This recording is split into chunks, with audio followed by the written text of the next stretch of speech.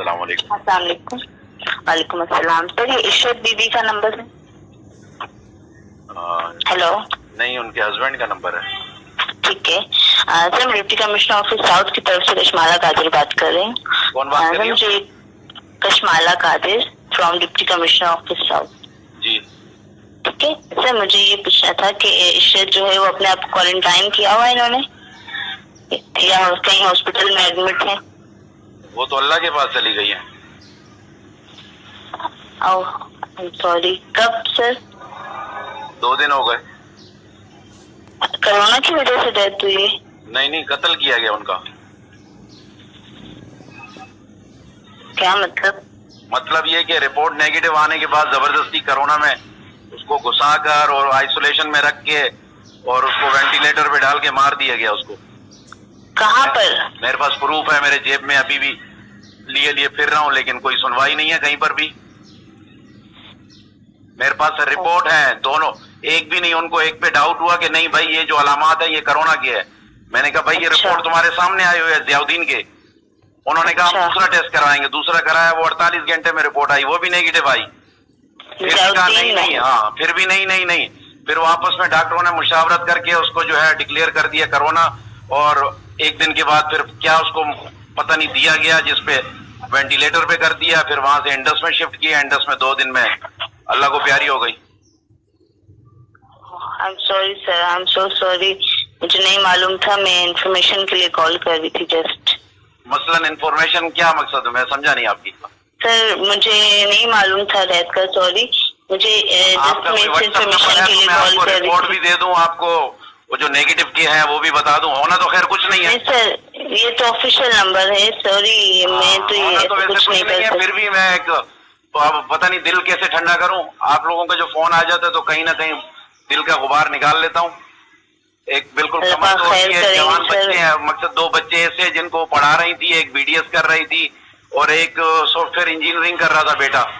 एक 18 साल का बेटा है, एक 20 साल की बेटी है। अब मुझे बताओ उनका क्या करूंगा मैं? मेरी पढ़ी लिखी वाइफ थी। क्या कह सकते हैं सर? मैं जेब में लिए फिर रहा हूं।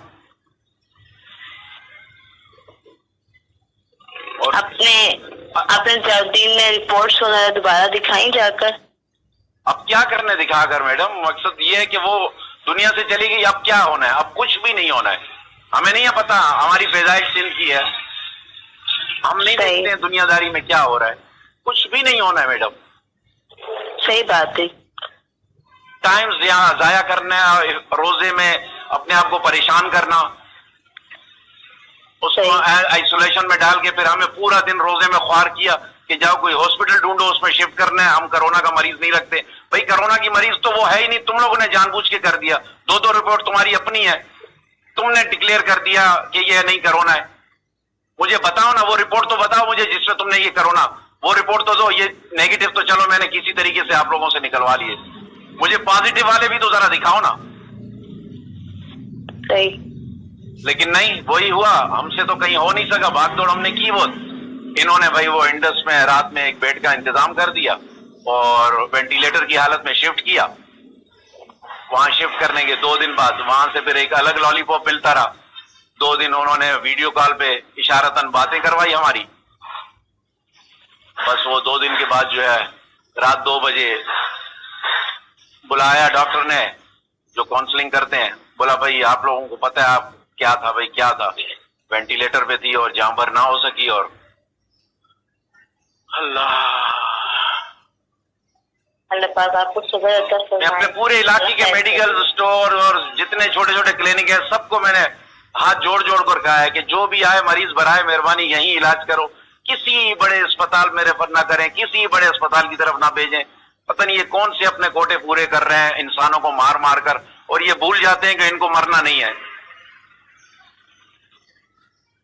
अब मुझे बताएं मेरे उन बच्चों का क्या होगा? 2 बच्चों का, उनकी किस तरह की लाइफ होगी? वो किस तरह पहले ही